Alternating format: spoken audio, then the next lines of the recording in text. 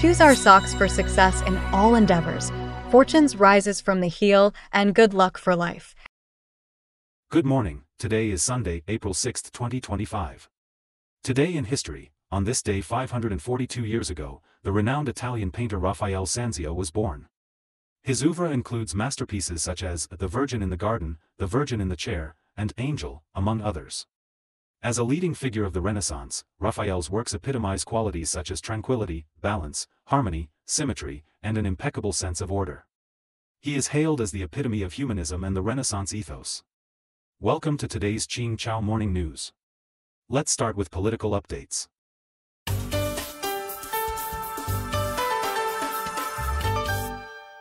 EU foreign ministers reaffirm Ukraine support. According to Xinhua news agency, foreign ministers from several European countries recently met in Madrid.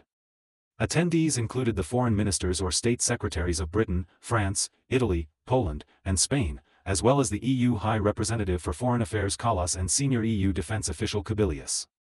Representatives from Germany and Ukraine joined via video. The participants reaffirmed NATO's role in Euro-Atlantic security and expressed support for Ukraine's independence, sovereignty, and territorial integrity.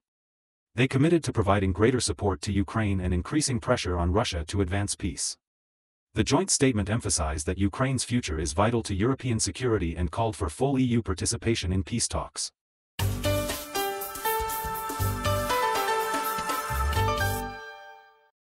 For U.S. soldiers missing during training in Lithuania. According to the New York Times, 4 soldiers from the 1st Brigade of the 3rd Infantry Division of the U.S. Army recently disappeared near the Pablad region of Lithuania during a training mission. They were driving an M88 Hercules tank but did not return to camp after the training. The M88 Hercules tank, weighing 63 metric tons, was later found sunk in a swamp. Authorities used excavators, water pumps, and other equipment for rescue operations. 3 U.S. soldiers were killed, and rescuers are still searching for the 4th missing soldier.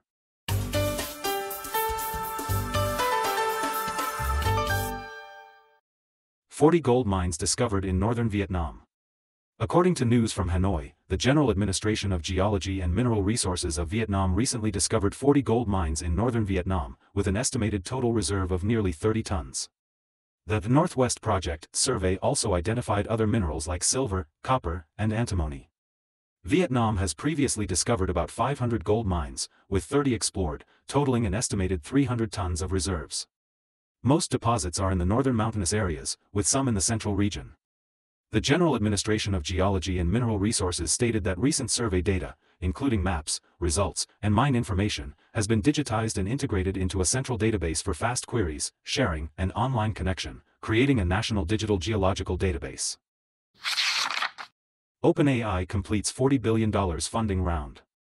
According to Bloomberg, on April 1, OpenAI, a U.S. artificial intelligence company, completed a $40 billion financing. Sources revealed that SoftBank and other investment syndicates will invest $7.5 billion and $2.5 billion, respectively, in the initial phase.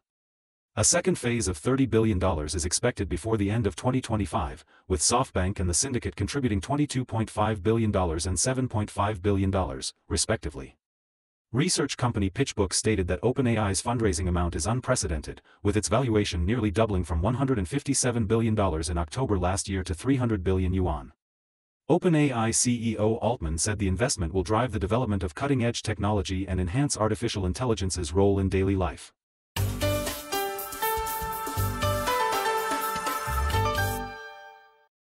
.0 magnitude earthquake strikes Indonesia's Maluku province. According to Xinhua news agency, a 6.0 magnitude earthquake recently struck the eastern part of Maluku province, Indonesia. The epicenter was located 93 kilometers northeast of West Maluku County and 157 kilometers below the seabed. Initially recorded as a 6.3 magnitude, the earthquake was later downgraded to 6.0. As the earthquake was not strong enough to trigger a tsunami, no tsunami warning was issued. Authorities warn that the global geological movement is in an active period, urging the public to stay vigilant. Indonesia, located in the seismically active Pacific Ring of Fire, experiences frequent earthquakes. WHO plans staff reductions. According to Reuters, sources revealed that the World Health Organization plans to reduce staff and work due to U.S. funding cuts.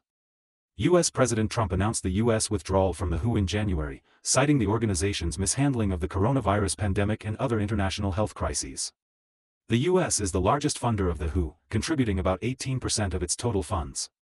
The U.S. withdrawal has worsened the WHO's funding crisis, compounded by reduced development spending from member states. Facing a revenue gap of nearly $600 million this year, the WHO proposed cutting its budget for the 2026 to 2027 fiscal year by 21%, from $5.3 billion to $4.2 billion. The WHO Executive Board stated that despite its best efforts, it must now reduce both its work and staff.